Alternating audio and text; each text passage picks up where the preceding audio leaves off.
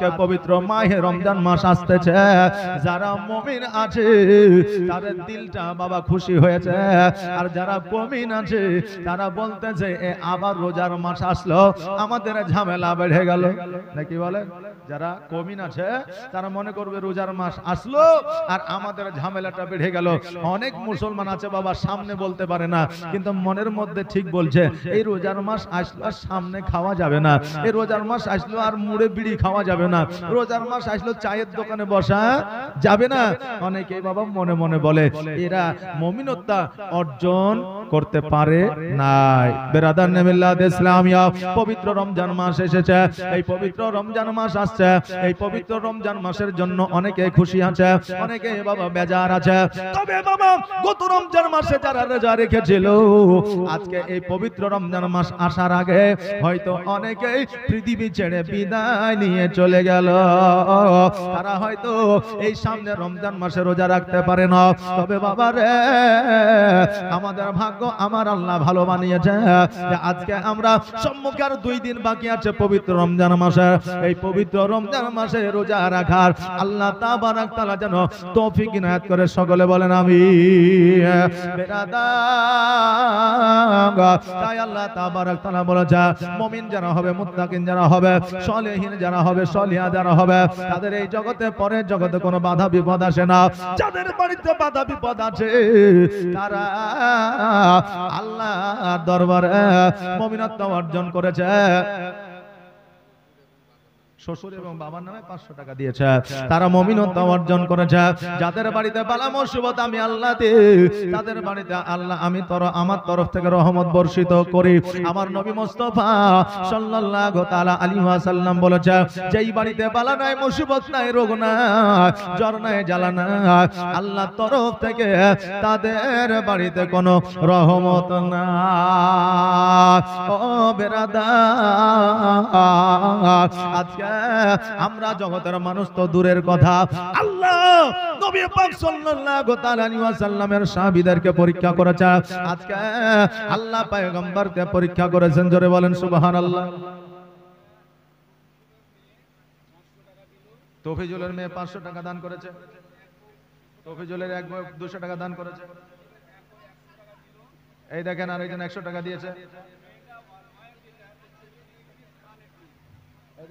স্ত্রী সোনার কানে দিয়েছে, সুবহানাল্লাহ। এই দেখেন সোনার অলংকার অর্থাৎ কানে দিয়েছে। আরেকজন মেয়ে 200 টাকা দিয়েছে।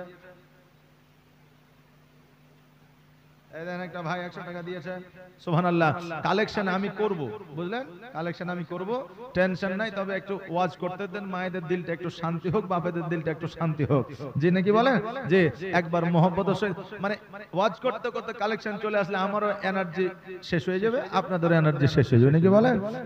সুবহানাল্লাহ। তো একবার দরুদ শরীফ পড়েন, আল্লাহুম্মা সাল্লি মৌলানা মুহাম্মদ ওয়ালা আলে ওয়ালা আলে সাইয়্যিদিনা মোহাম্মদ। বাবাজি ভাইরা, ওগো আমার মায়েরা, আজকে আমরা জগতের সাধারণ মানুষ, আল্লাহ তাবারাক তাআলা আমাদের পরীক্ষা তো করতেই পারে। আমার নবী পাক সাল্লাল্লাহু তাআলা আলাইহি ওয়াসাল্লামের সাহাবীদেরকে পরীক্ষা করেছে, আমার নবী মুস্তাফা সাল্লাল্লাহু তাআলা আলাইহি ওয়াসাল্লামের আওলাদকে পরীক্ষা করেছে, জামাতাকে পরীক্ষা করেছে, মা ফাতেমাকে পরীক্ষা করেছে, এমন কি আমার নবীজি সাল্লাল্লাহু তাআলা আপনার সাহাবী বেলালকে পরীক্ষা করেছেন এবং আমার আল্লাহ তাবারাক তাআলার পয়গম্বরদের পরীক্ষা করেছেন। জোরে বলেন সুবহানাল্লাহ। আমার কাদের চোখের জলে আমি পাইব পরিত্রাণ, কোন জমিনের মাটি আমার হবে গোরস্থান, কোন জমিনের মাটি আমার হবে গোরস্থান, কার কাঁধে চড়ে আমি কবর দেশে যাব, জানি না কার মোনা যাতে খোদা রহম পাবো। জোরে বলেন সুবহানাল্লাহ। আজকে আমরা এতজন এই জায়গায় বসে আছি, জানি না কার দোয়া আল্লাহর দরবারে কবুল হবে, এটা আমরা কেউ বলতে পারি না। তাই কবির ভাষায় বলছেন, কার কাঁধে চড়ে আমি কবর দেশে যাব, জানি না কার মোনা যাতে খোদা রহম পাবো, কার কারণে করবে ক্ষমা,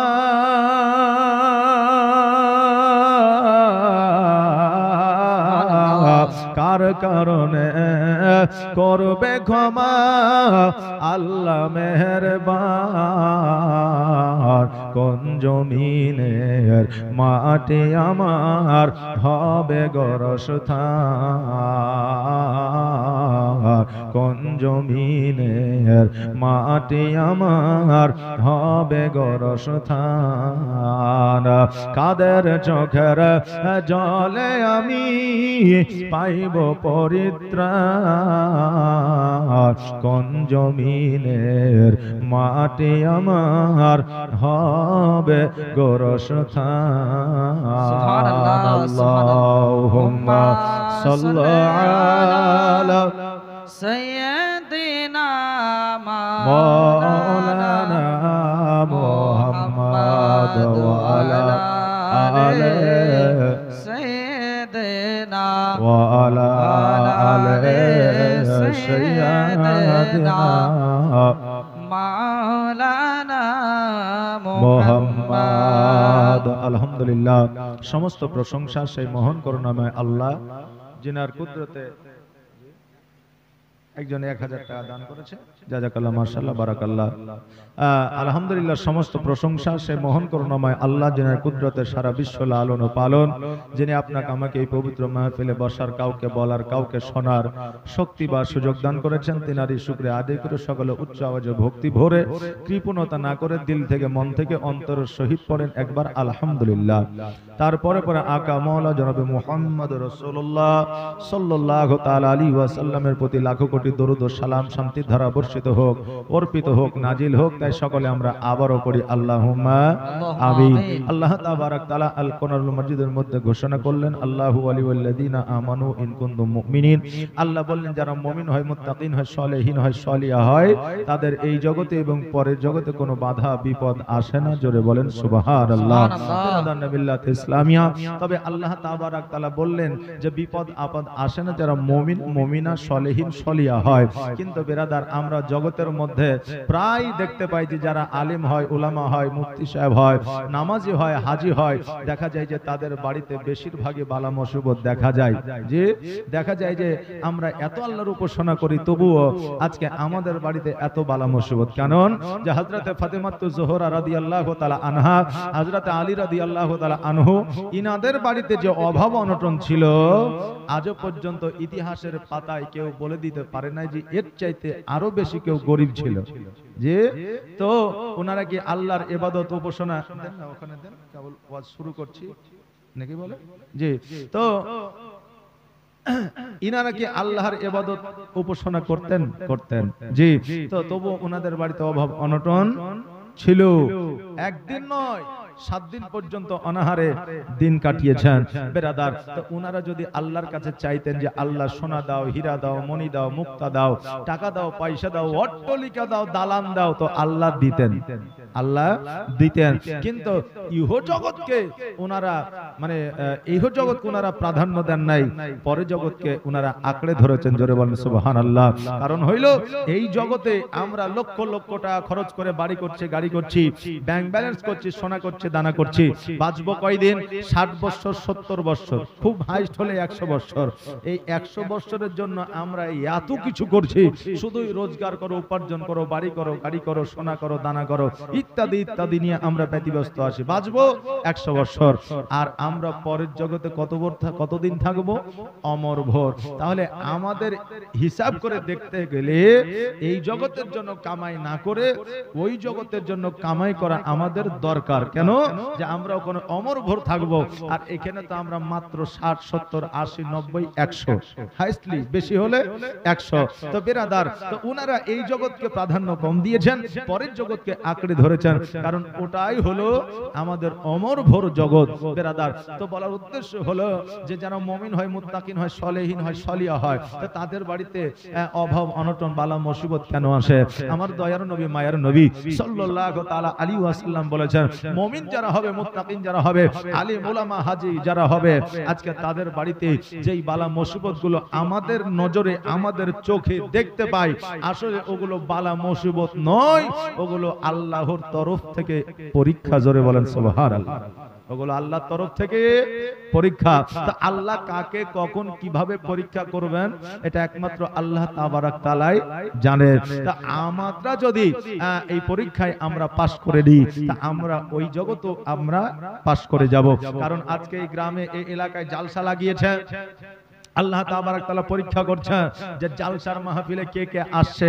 কারণ এই জালসার মাহফিলটা সামান্য জায়গা নয়, এই জালসার মাহফিলটা যেমন তেমন মাহফিল নয়, এই জালসার জায়গাটা আজকে দুনিয়াবি কোনো মানুষের জায়গা নয়। কারণ আমার আল্লাহ রাসূল সাল্লাল্লাহু তাআলা আলাইহি ওয়াসাল্লাম বলেছেন, জগতের মধ্যে গ্যারান্টি সহকারে দুইটা জায়গায় আমার আল্লাহ জান্নাত দিয়েছে। এক নম্বর হলো পিতামাতার পায়ের তল, জোরে বলেন সুবহানাল্লাহ।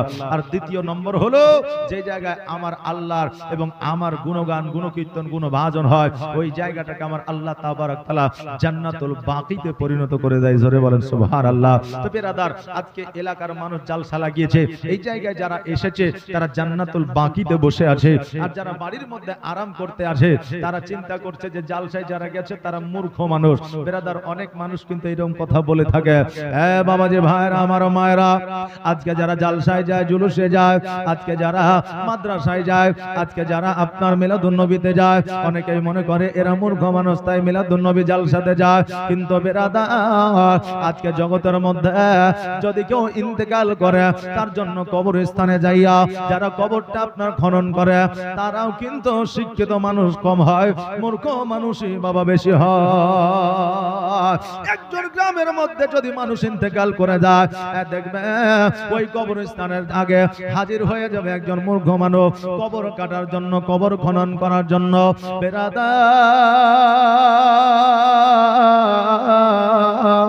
তাই আল্লাহ তাবারাক তাআলা বলেছে, আল্লাহু ওয়ালিউল্লাযিনা আমানু ইন কুনতুম মুমিনিন। আমার আল্লাহ তাবারাক তাআলা বলে, বান্দারা তোমরা যারা মুমিনত্ব অর্জন করো, সলিয়ান সলিয়া হয়ে যাও, তাদের এই জগতে পরের জগতে কোনো বাধা বিপদ আসে না।